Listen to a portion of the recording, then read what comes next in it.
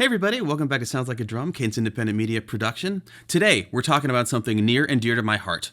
Why I never leave the house without brushes, and no matter what kind of music you play, you shouldn't either.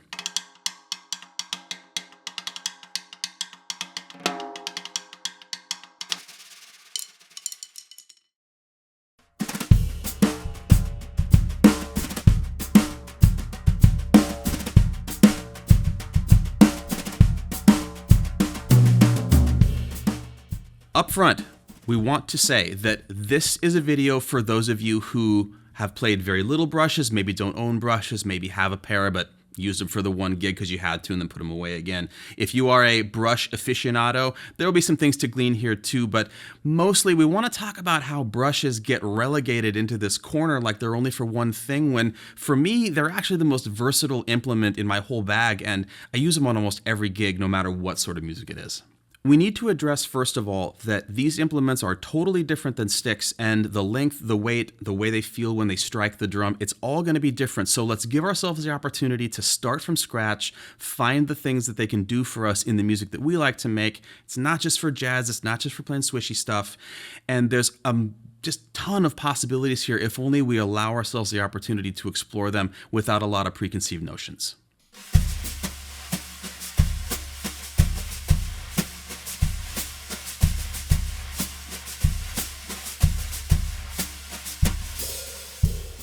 If you've been enjoying the channel, please do take a moment and head over to the Patreon link below. It's the best way to help us continue to do this. It is our primary source of income for the channel, and any help over there is going to allow us to continue to make these videos, explore things. There's lots of extra footage, bonus content. We'd love to welcome you into that community. Please follow the link below again, check it out. We'll see you over there. First thing to know about brushes, and the first thing that I experienced, is that we are throwing rebound as we know it out the window. The way that we strike the drum with them, we have to be aware of the fact that they're not going to have the same kind of get up as sticks. Really quickly, I'd like to move through the strokes that I think of in terms of what I'm going to do with brushes on the whole kit. First, we have a dead stroke. Then we have what I think of as a full stroke, a full swing, just hitting the center of the drum and getting away from it. The third is what I think of as a tap stroke, where we swing the bristles toward, but stop the brush before the entirety of it hits the head. And then just a straight up rim shot, which behaves largely like it would with a stick. Naturally, the legato elongated strokes that most people think of as what brushes are for, we also are going to be using those. In case you're curious and you're watching me play things with the brushes with traditional grip, it's super important to note that there are tons of great match grip brush players out there. Some of my favorite musicians in the world, they play brushes match grip. It's okay. It's not a big deal. Ari Honig kills it.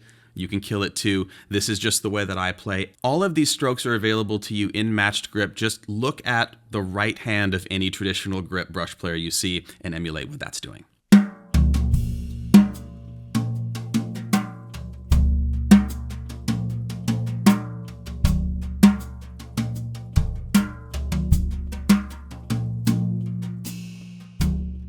So we know that brushes can do things like this.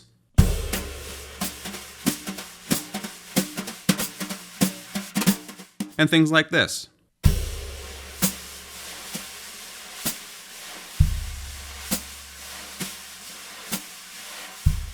But that's not what we're here to do today. We're here to imagine scenarios where we want to branch out in modern music that we're playing already and utilize these sounds, these strokes, the whole color spectrum of the brushes while bringing everything down in the volume threshold and giving us the option of more legato sounds. Now, to be fair, if you hit the drums hard with brushes, you're going to get a pretty big sound regardless of the tuning. It's important to note that I didn't tune these drums in any special way to play brushes today, and that was intentional because there's also a school of thought for a lot of people that they feel like they need to be playing a certain size of drum, certain sort of tuning or something like that for brushes to be effective, and I'm here to tell you it's absolutely not the case.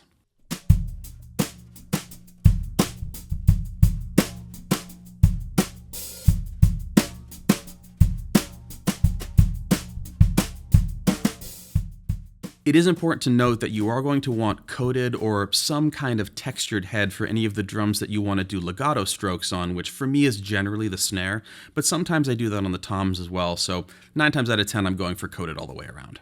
Playing in sessions, playing in rock situations, and doing recording a lot, the brushes can also come in super handy when you're thinking about trying to change the overall color of a normal pop groove, a backbeat groove, something where a stick is too bright or too short and you want a broader, wider sound, or if you want the sound of the drums at a lower dynamic, but you still want to play with the same kind of energy that you have when you're using sticks.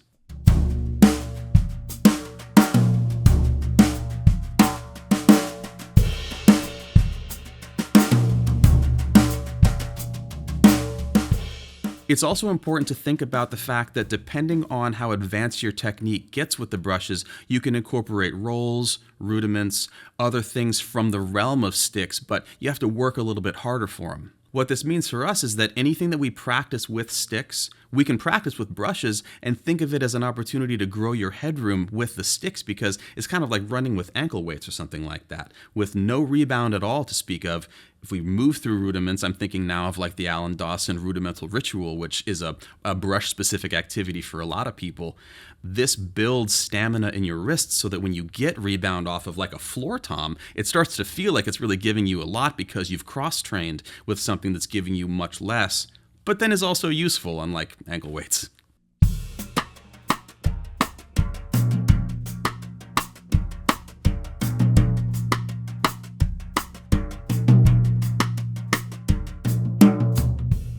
For those of you watching who are probably never going to do a gig with brushes, but, use a lot of practice pad time at home, you're never going to do a gig on a practice pad either. So there's a lot of opportunities to use brushes, even if they don't make sense for the music that you're doing, just to elevate what your hands are capable of. And as we were saying before, it's all cross-training. Anytime you're playing your kit with any implement, it's going to grow different parts of your physique and elevate your touch when you come back to regular sticks. Another fun thing you can look into with brushes as you're experimenting is the fact that they actually take up kind of a lot of space on the head when you have the bristles laid against the head, which means that you can use it for muffling, you can use it as an effect opportunity by playing with a stick or a brush and changing the tone via the pressure against the head. There's a whole world here that even now I'm still hearing people come up with new sounds and stylistic approaches that I've never heard before, never seen before, and still super fun.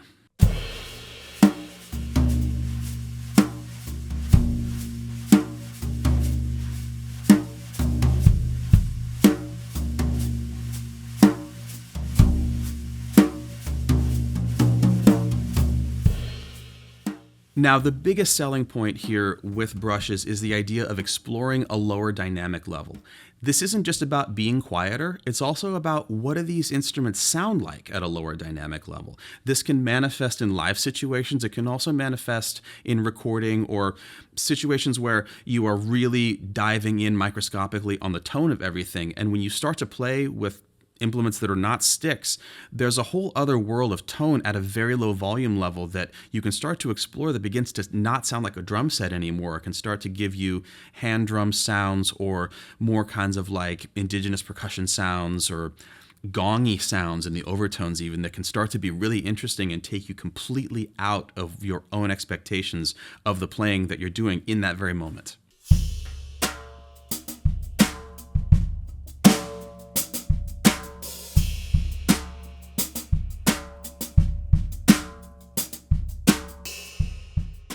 We spend a lot of time with sticks discussing and analyzing and overanalyzing articulation on the kit in general, whether it's the cymbals, the toms, whatever it is. And something about brushes that I was not told, I found out on my own, is that finding articulation with them, seeing what it does at different dynamics, can open up a world of possibilities no matter what the beat or groove or style is that you're playing, because again, since it's a completely different implement and we have wires instead of sticks and no rebound really to speak of, we have to manipulate the drums differently. And that means for us that articulation at very low volumes and articulation at very aggressive volumes is going to change equally away from what it would be with sticks. And that means that if we play loud music, if we play quiet music, or if we're being very dynamic across a big range, the way that brushes sit is always going to be mellower. It's always going to be more legato. It's always going to be warmer and, in general, a broader sound from a single hit. That we can change what we're playing, we can leave it alone, and we can follow what it's giving us as we go through these different styles and find new things just because of what we're holding in our hands and what it's given back to us.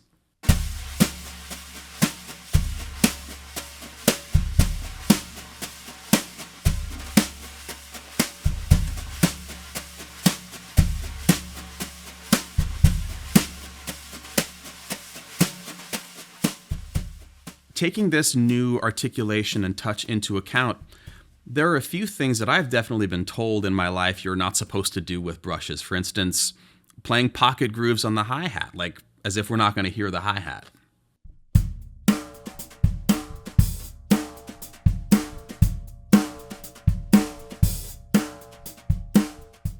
Or playing standard backbeat-oriented stuff on the ride because there's not enough articulation on the ride cymbal.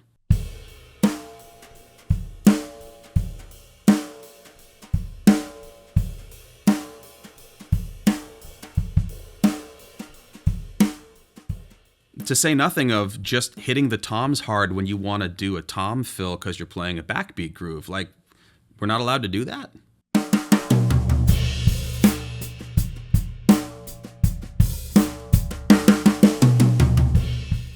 Now you can hear that this doesn't sound like it would sound if I was doing it with sticks, but that's the whole idea. This is an opportunity to not sound like we're playing with sticks, but also we can play exactly what we would normally play and treat it as an opportunity to have a new bass line, a new noise floor, a new perception of what's going to happen when we swing our right arm or swing our left arm towards these instruments that we're already accustomed to with sticks.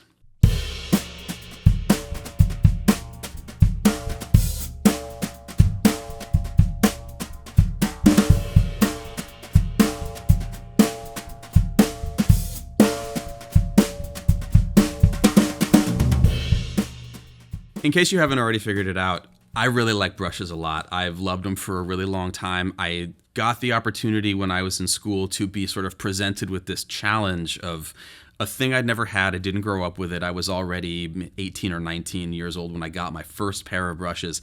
I didn't know what to do with them, and I wasn't playing a lot of jazz. And I'm hoping that seeing all of this will give those of you out there who were like I was then, regardless of the age you might be at now, a door into this whole other world of things you can do with your kit without changing anything except what you're holding, and start to explore a less staccato playing lifestyle, a more legato, more open, and more personal approach to the drums, because a lot of this stuff is less about hitting them and more about how you're touching them with the brush. And that's a really kind of like intimate and interesting way to deal with your kit. You know, the people that play drums with their hands exclusively have a very different relationship to the drums than those of us that only play with sticks. And for me, brushes is this cool middle ground. Jeff Hamilton has said this before too. You really hear the personality of the player with brushes in a way that you can't get around. And I can fake it with sticks, I can do things that aren't really me, but as soon as I pick up brushes, you're definitely hearing a personal expression, 100%.